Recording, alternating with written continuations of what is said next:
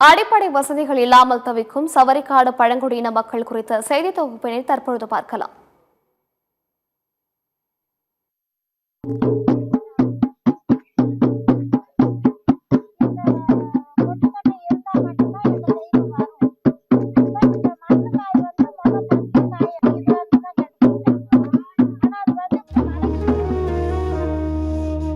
திண்டுக்கல் மாவட்டம் கொடைக்கானல் வடகவுஞ்சி ஊராட்சிக்கு உட்பட்ட சவரிக்காடு கிராமத்தில் 30க்கும் மேற்பட்ட பழங்குடியின மக்கள் வசித்து வருகின்றனர்.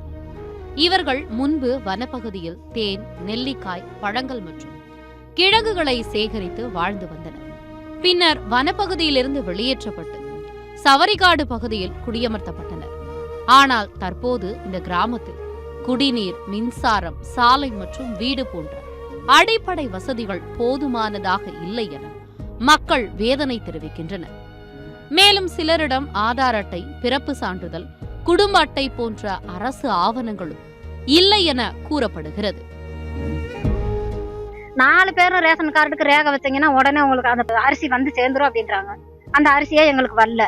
4 பேர் ரேகை வச்சிருக்கோம், 4 பேர் கணக்கு கொடுத்துருக்கோம். ஆனா 3 வருஷம் மாத்து நான் 15 கொடுத்து இன்ன வரைக்கும் எனக்கு அந்த அரிசியும் கூட வரவே கிடையாது. எல்லாருமே வயசானவங்க எல்லாமே எங்க அப்பாவுல இருந்து, எங்க மாமனார்ல இருந்து, நான்ல இருந்து எல்லாமே இந்த வீட்டுக்குள்ள தான் குடியிருக்கோம். வீட்டுக்குள்ள பாத்தீங்கன்னா மேல மழை பெஞ்சதுன்னா உள்ள தண்ணி வரும், சைடுல வீட்டுக்குள்ள வந்து தண்ணி வந்துடும். இதுல வந்து அந்த ஈரத்திலேயே தான் படுத்துருக்கணும். படுத்து இருக்கப்ப வந்து என்ன செய்யும், காய்ச்சல் வரும், தலைவலி வரும், கை கால் முடியாம இருக்கும். அந்த மாதிரி எல்லாம் நிறைய சூழ்நிலையில நாங்க பாதிப்பாகி ரொம்ப கஷ்டத்துலதான் இருந்துட்டு இருக்கோம். ஓட்டு கேட்டு வரும்போது மட்டும் என்ன சொல்றாங்க, இந்த உதவியை நாங்க பண்றோம், உங்களை நல்லா வாழ வைக்கிறோம், மாத்தி கொடுக்குறோம் அப்படின்றதான் சொல்றாங்க. நாங்களும் நினைச்சு அழுத்து போனோம். அதே மாதிரி மனு கொடுத்து ரொம்ப நொந்துதே போனோமே தவிர எங்களுக்கு அரசு மூலியமா கிடைக்கக்கூடிய சலுகை எதுவுமே எங்களுக்கு பயன்பாட்டுக்கே வரல. இப்ப வந்திருக்க முதலமைச்சராவது நம்மளை வந்து மக்களா எடுத்து நம்மளுக்கு ஒரு உதவி செய்வாரா, இல்ல இவரும் கைவிட்டுட்டாருன்னா நாங்க செத்து போலாமான்ற இயற்கையோட தான் இப்ப முழு உறுதி அதுதான் எங்களுக்கு இருக்கு. இது மட்டுமின்றி இறந்தவர்களை அடக்கம் செய்ய தனி இடுகாடு கூட இல்லாததால் வீடுகளுக்கு அருகிலேயே அடக்கம் செய்யும் நிலை உள்ளதாக மக்கள் தெரிவிக்கின்றனர். பழுதடைந்த வீடுகளில் அச்சத்துடன் வசித்து வருவதாகவும் அவர்கள் கூறுகின்றனர். அரசு வழங்கிய பட்டா இருந்தாலும் சாலை மற்றும் குடிநீர் வசதிகள் இல்லாததால் புதிய வீடுகள் கட்ட முடியாத நிலை ஏற்பட்டு உள்ளதாகவும் மக்கள் தெரிவிக்கின்றனர். முதல்ல நாங்க அந்த காட்டுக்குள்ள இருந்தோம். இப்ப அங்க இருந்து எங்களை இங்க கூட்டிட்டு வந்து கவர்மெண்ட் பண்றது எங்களை ரொம்ப மோசடி பண்ணிட்டு இருக்காங்க. நாங்கள் காட்டுக்குள்ளேயே இருந்திருந்தாலும் 2 பழத்தை செடியை பிடுங்கி சாப்பிட்டுக்கிட்டு நிம்மதியாக இருந்திருப்போம். தண்ணிக்கு ரொம்ப கஷ்டம்.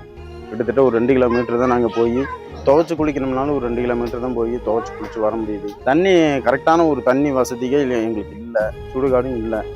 சுடுகாடு வந்து நம்ம வீட்டு பக்கத்திலே இறந்து போயிட்டாலும் வீட்டு பக்கத்திலே போட்டு வைக்கிற மாதிரி சின்ன பிள்ளைகள்லாம் ரொம்ப பயப்படுறாங்க. இந்த பக்கம் போகிறதுக்கே யோசிக்கிறாங்க. அப்படி நிலைமையில வாழ்ந்துட்டு இருக்கிறோம். நாங்கள் ரொம்ப கஷ்டமாக இருக்குது. இந்த இடத்துல கல் கட்ட உருண்டு வந்துச்சுன்னா எங்களால் ஒன்றும் பண்ண முடியாது. புள்ள குட்டிலாம் எல்லாம் சேர்ந்து அழிய வேண்டிதான். எனவே சவரிக்காடு கிராமத்தில் வசிக்கும் பலியர் பழங்குடியின மக்களுக்கு குடிநீர், மின்சாரம், சாலை, வீடு, இடுகாடு உள்ளிட்ட அடிப்படை வசதிகளை தமிழக அரசு விரைவில் செய்து தர வேண்டும் என்பதே அவர்களின் முக்கிய கோரிக்கையாக உள்ளது. சத்தியம் செய்திகளுக்காக கொடைக்கானல் செய்தியாளர் செல்வராஜுடன் சத்தியம் செய்தி குழு.